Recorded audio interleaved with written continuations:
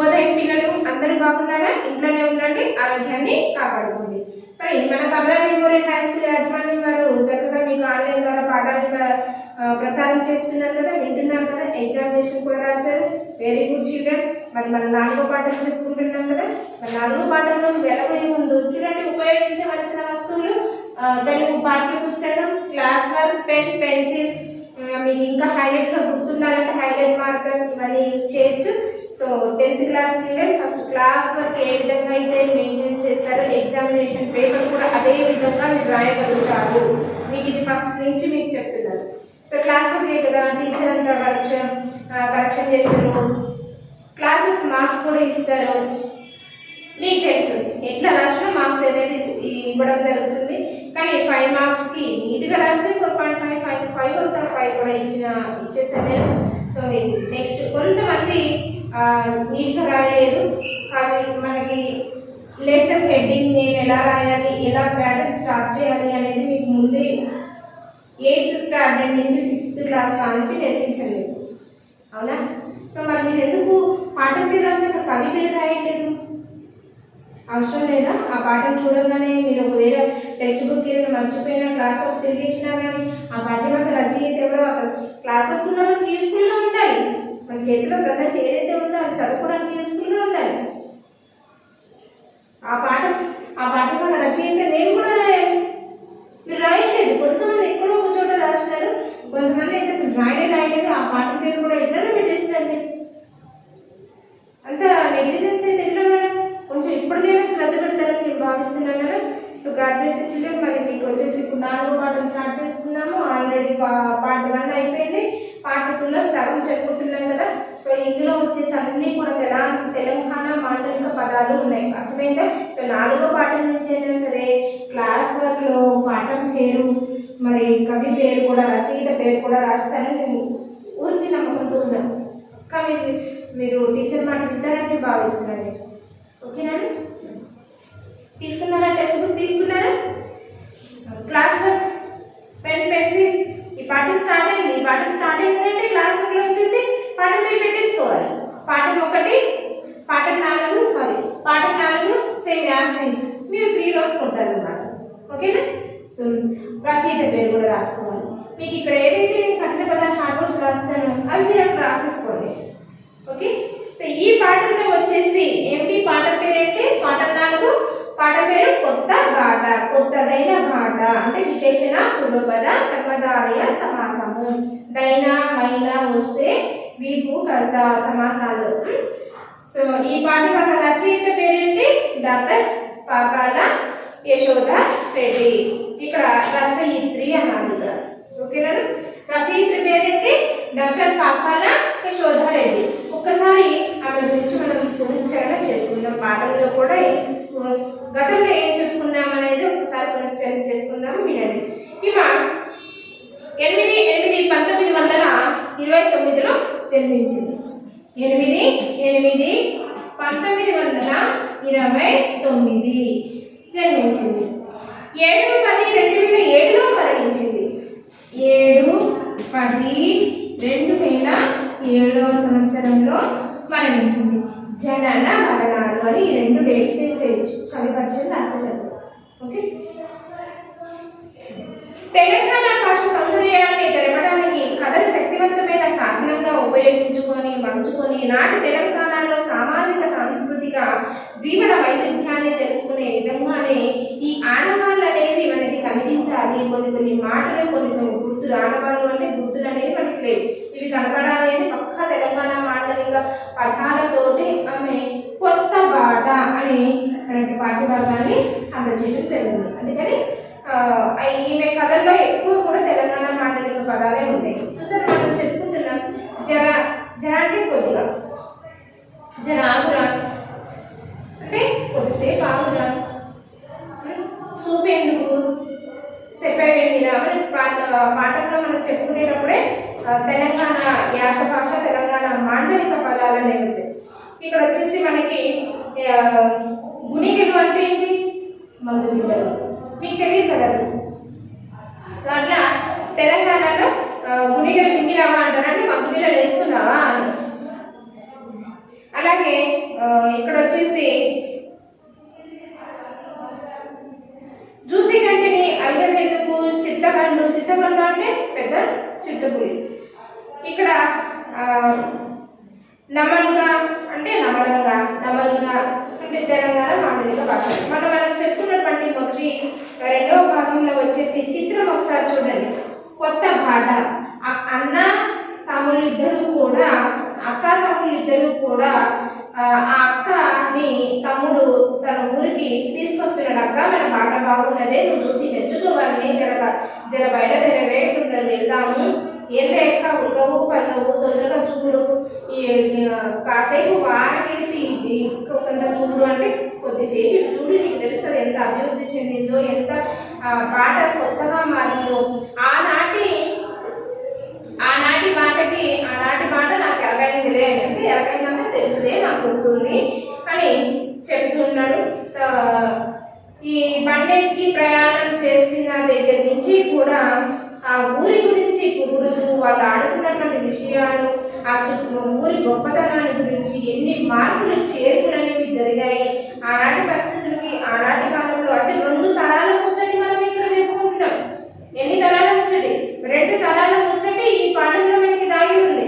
ఆ 2 తరాల ముచ్చటి కానించి మన తాత ముత్తాతల కాలం నుంచి చూస్తున్న నాకు ఎక్కడైతే ఈ పాట ఎంత చూసినా అంతే ఉంది, మేమేం కొత్తగా చెప్పేది ఏముంది అని అక్క కొట్టి పడేస్తే తమ్ముడేమో జరగూడు కొద్దిసేపు ఇవన్నీ కూడా ఎంత అభివృద్ధి చెందినాయో అని బండిలో పోతుంటే ఇక చూడండి, ఇది ఎట్టబండిలో అక్క తమ్ముడు ఉన్నారు, తన ఊరికి తీసుకొస్తున్నాడు. ఈ చుట్టుపక్కల ప్రాంతాలంతా కూడా వివరిస్తున్నాడు.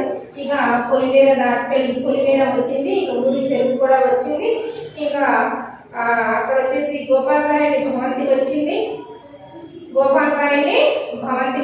అక్కడికి వచ్చిన తర్వాత ఈ అక్క ప్రయాణం చేసేటప్పుడు సాధారణంగా ఎవరైనా సరే ఏం చేస్తారు, దూరం ట్రైన్లో నిన్న బస్సులో నిన్న మీరు దిగవలసినటువంటి చోటు ప్లేస్ వచ్చింది, ఊరు వచ్చింది అంటే అని లగేజ్ అన్నీ తీసుకొని కాస్త జుట్టు అది సర్చ్ చేసుకొని రెడీ అవుతారు కదా దిగడానికి. ఎట్లుంటే అట్లా దిగరు కదా, అన్నీ సిద్ధంగా పెట్టుకొని మీరు కూడా కొంచెం డ్రెస్సులు అవి ఇవి సర్చ్ చేసుకుని దిగుతారు కదా. అట్లనే ఆనాటి కాలంలో కూడా ఎడ్ల బండిలో అందరూ చూస్తుండగా సర్చ్ చేసుకోకుండా ఎడ్ల బండికి ఇటు పడ్డలు కప్పేవాళ్ళట. ఇటు సైడ్ ముందు వైపు వెనక వైపు పడ్డాలు కప్పడం జరుగుతుంది. తమ్ముడు వెంటనే ఊరు వస్తుంది కదా, ఇల్లు కూడా వస్తుంది కదా అని చెప్పేసి ఊళ్ళోని వాళ్ళు ఎవరు చూడకుండా ఉండడం కోసం గబగబా చెంగు మీద కోతిలక్క ఎగిరి ఇక్కడ కర్ర పట్టుకొని ఎగిరి ఇటు తిట్టు వేస్తారు. అప్పుడు లోపల బండి లోపల అబ్బాయి సరి చేసుకుంటూ ఉండేది. అబ్బా నాడు అట్లా ఉండేది, ఇప్పుడు అట్లా లేదులే అని కాస్త ఊపిరి పీల్చుకుంటారు. టెక్స్ట్ బుక్ పేజ్ నెంబర్ 40లో వచ్చేసి 2వ పేరా చూడండి అమ్మా. 40లో వచ్చేసి ఇక్కడ ప్రశ్నలు జవాబులు ఆలోచించండి. చూసారా, ఇక్కడ నుంచి చూడండి. నేను చదువుతాను, చదివేటప్పుడు మీ ఫింగర్ కూడా ఉంచండి. మీరు చేతిలో హైలైట్ మార్కర్ అయినా పెన్ అయినా పెన్సిల్ అయినా ఏదైనా పెట్టుకొని కఠిన పదం చెప్పినప్పుడు ఆర్గనైజ్ చేసుకోండి. ఓకే. పెళ్లి చూపుల నాడు పిల్లగోళ్ళు పెళ్లి పిల్లను గోటి గోడ నుండి సిగెల్లా చూసినట్లు మా ఊరిని చూడబట్టిన నా కంటి ఎదురుగానే రచ్చకట్ట కందెలుగు మనసులోనే మా రచ్చకట్ట రాగి చెట్టు రెండు ఒకదాని నిలిసి ఇంకోటి ఉన్నదన్నట్లు ఒకదానికొకటి తోడట దీటుగా నిలబడ్డది.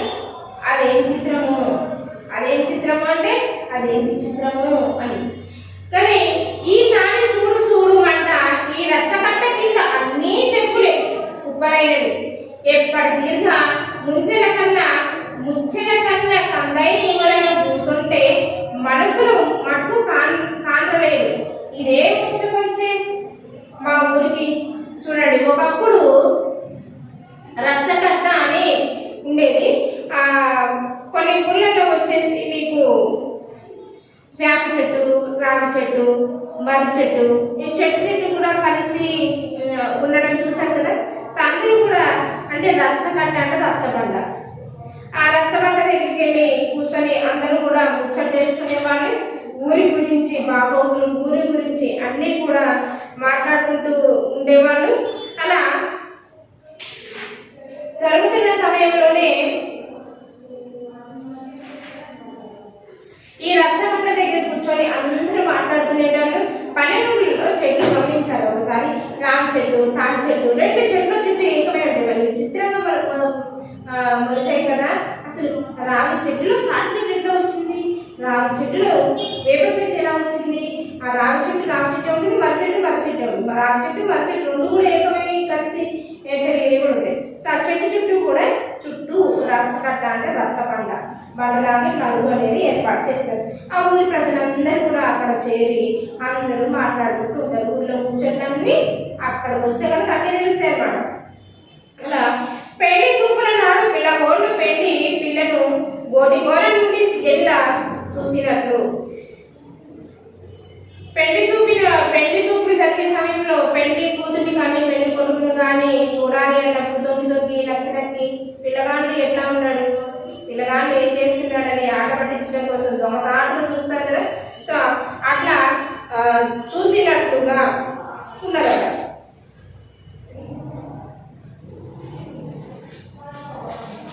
నేను మా ఊరిని చూడబట్టిన ఆ విధంగా ఈమె పెళ్లి చూపుల నాడు పిల్లగోన్ని చూసినట్లుగా కింది నుంచి పైదాకా పెళ్లి కొడుకుని ఏ విధంగా అయితే చూస్తారో, లేదా పెళ్లి కొడుకు పెళ్లి కూతుర్ని ఏ విధంగా అయితే చూస్తాడో అదే విధంగా ఊర్లో అడుగు పెట్టగానే ఆ ఊరంతా కూడా కొత్తగా కనిపిస్తుందంట.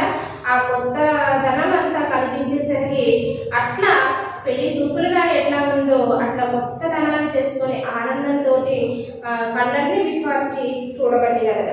చూడండి, ఇక్కడ చూడబట్టిన అంటే చూడడం జరిగింది.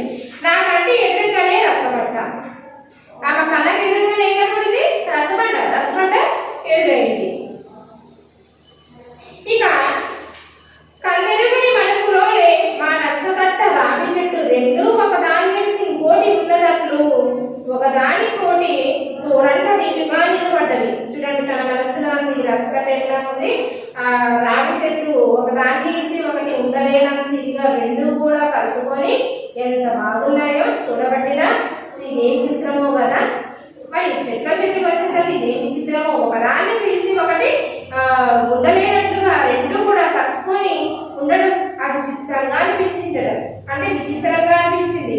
ఇక కానీ ఈసారి చూడు పంట ఈ రచ్చకంట, ఈసారి మాత్రం చూడు అని ఆ రచ్చకంట ఏ విధంగా తయారైంది, అన్ని చెప్పులే కుప్పలైనవి, అన్నీ కూడా పాత చెప్పులు పాత వస్తువులు అన్నీ కూడా తీసుకొచ్చి అక్కడ ఇడిచిపెట్టి పోతాయి.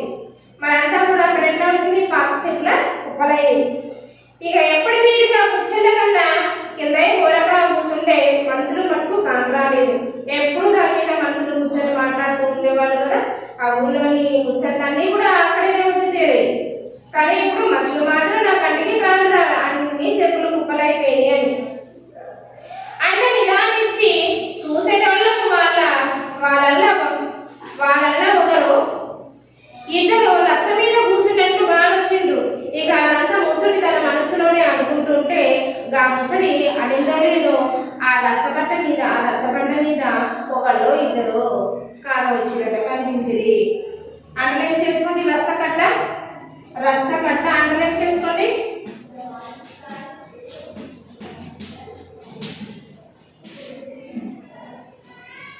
ఈ విధంగా నిదానించి ఇలా తన మనస్సులో అనుకుంటూ నిదానంగా ఇంకా కాసేపు ఓరగా వేసి చూడగానే చూసేటటువంటి ఇంకా చూసేటట్టుకు వాళ్ళల్లో ఒకరో ఇద్దరు, ఇక వాళ్ళలో వాళ్ళు ఆ ఊర్లోని వాళ్ళు వాళ్ళలో వాళ్ళు బంధువుల వాళ్ళు ఒకరు ఇద్దరు ఆ రచ్చకట్ట మీద కనిపించింది.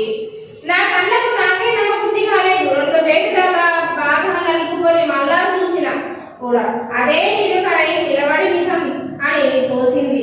ఓ రచ్చబండ, ఓ రావి చెట్టు, ఎన్నాళ్ళకు 7 దారులు దచ్చులు మాని తోటి మనిషికి సమానంగా కావును నీడలు పంచి ఇచ్చే యోగం బుద్ధి నీకు దక్కింది అని మెచ్చుకుంటా సంబురాన్ని ముందుకు సాగిన.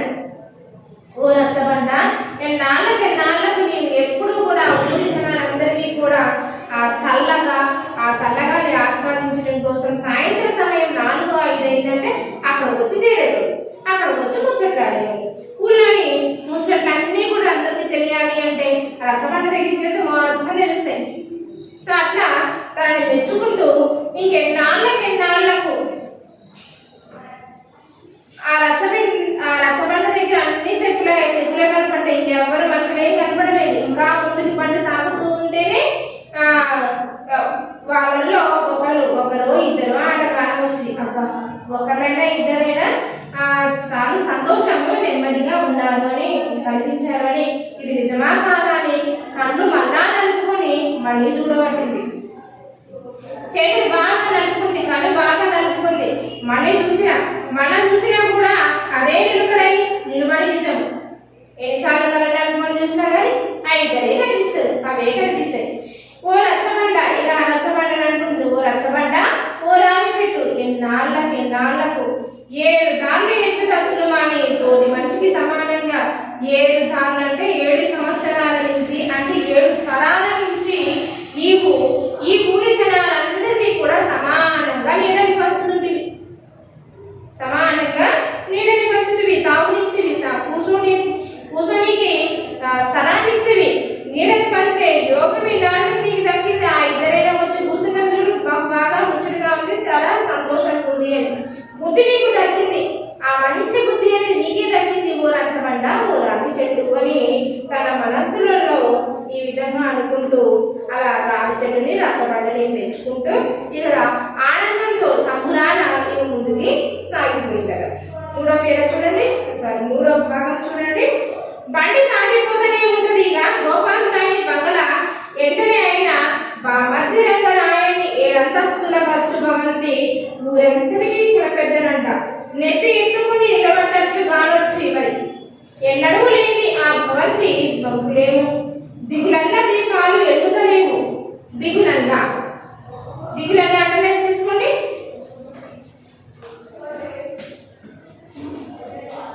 దిగుల్లా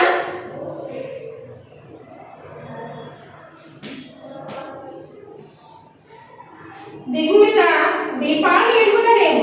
నేను చూస్తున్నది పొద్దుమాపు పూటనే గాని ప్రమిదలన్నీ సములు నిండుకోగా దుమ్ము కొట్టాడుతుంటది.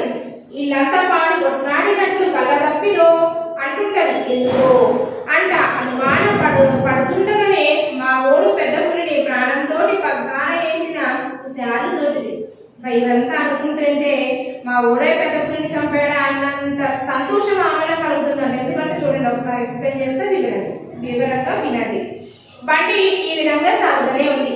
ఊళ్ళోకి వెళ్ళగానే రచ్చబండ కనపడ్డది. రచ్చబండ ముచ్చట్లు చెప్పుకుంది. పర్వాలేదు, ఈ 7 తరాల ముచ్చటి సంది. ఇంకా నీవు అందరికీ సమానంగా తావిస్తుంటివి, నీడనిస్తుంటివి అని ఆ రావి చెట్టుని రచ్చబండని మనస్సులో ఆ బుద్ధి నీకే దక్కింది అంటే ఆ క్రెడిట్ అంతా నీకే దక్కింది ఆ మంచి అని ఇక ఆనందంతో బండి ముందుకు సాగింది. అలా ముందుకు సాగిపోతే ఏమైనా వచ్చింది గైలు. ఇంకా గోపాల్ రాయుని బంగ్లా వెంటనే వచ్చింది. ఆయన బామ్మర్ది రంగరాయుని 7 అంతస్తుల మేడ. గోపాల్ రాయుని భవంతి వచ్చింది. ఆయన యొక్క బామ్మర్ది యొక్క ఇల్లు ఏ విధంగా ఉంటుంది అంటే రంగరాయుని యొక్క 7 అంతస్తుల మేడ, 2 అంతస్తుల గచ్చు.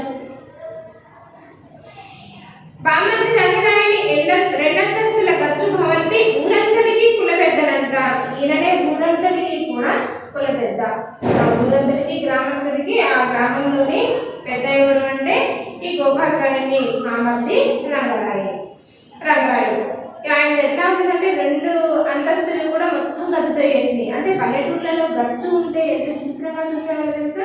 పెద్దతోటి మట్టితోటి వాళ్ళకి చక్కగా ముగ్గులు పెట్టుకొని తాటి ఆకులతోటి మరి వెదురు బొగ్గులతోటి ఇల్లు నిర్మించుకొని ఉండేవాళ్ళు. అంత పెద్దగా ఉండేవి కాదు వస్తువులు కూడా. కానీ వీళ్ళది ఒక స్థాయి, ఇప్పుడున్న స్థాయిలో అప్పుడు ఉండేదన్నమాట. సో వాళ్ళని ఎక్కువ ఎవరికైతే ఆస్తిపాస్తులు అదే భూస్వామి అంటారు కదా, సో ఎవరికైతే పెద్దరికంలో ఉంటారో వాళ్ళని ఊరు పెద్దగా భావించడం జరిగేది అప్పట్లో. ఆ విధంగా ఈ 2 అంతస్తుల మేడ ఉన్నదాన్ని రంగరాయుడిని ఊరి పెద్దగా స్వీకరించారు. ఊరంతటికి కులపెద్దనట. ఈ ఊరంతటికి కూడా కులపెద్ద. నెత్తి ఎత్తుకొని నిలబడ్డట్లు కాలొచ్చింది. అంటే తలంతా ఇలాగ ఎత్తుకొని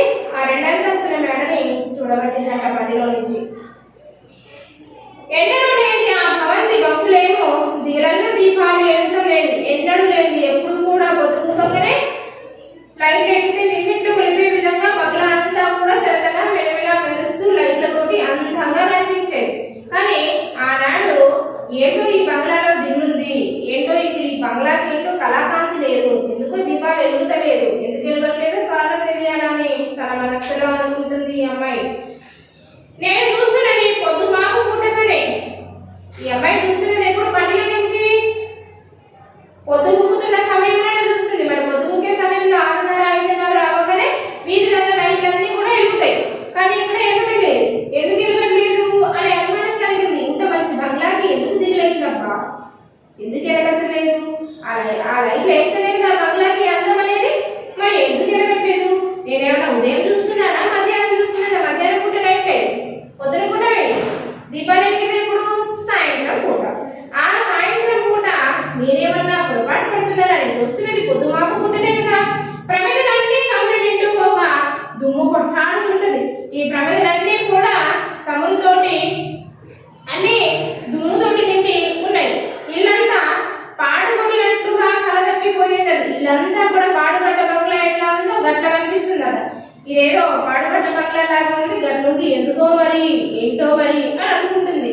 మరి కళలేదు కాంతి లేదా అన్నట్టు సులభమందికి అంట అనుమానం పడుతుండగానే, అలా అనుమానం వస్తుండగానే మా ఓడు మరి ఏంటో ఈ అనుమానం వచ్చేసింది. అంటే ఎందుకు వెలగట్లేదు, ఏమైందబ్బా అని ఆలోచిస్తూ ఉంది. కానీ వెంటనే తన మనసులో మా ఓడు కనుక పెద్ద పులిని చంపినంత ఆనందంగా ఉంది. మా ఓడు పెద్ద పులిని ప్రాణంతోటి బాణ వేసిన హుషారుతోటి, మా ఓడు కనుక పెద్ద పులిని ప్రాణంతోటి చంపకుండా ప్రాణంతోటి పగ్గాలు వేసి కట్టివేయడం అన్నమాట. చంపకుండా పగ్గాలు వేసిన అటువంటి సంతోషం అనేది నాకు కలుగుతున్నది అని అన్నది. ఎందుకేంటో తర్వాత మరి తెలుసుకుందాం కదా. ఈ ఒకసారి చదవండి, పాఠమంతా కూడా రివిజన్ చేసుకోండి. తెలంగాణ మాండలిక పదాలు అర్థాలు అడగడం జరుగుతుంది. ఓకే, మరి ఈరోజు హోంవర్క్ రాసుకోండి. Read lesson 4. God bless you, children.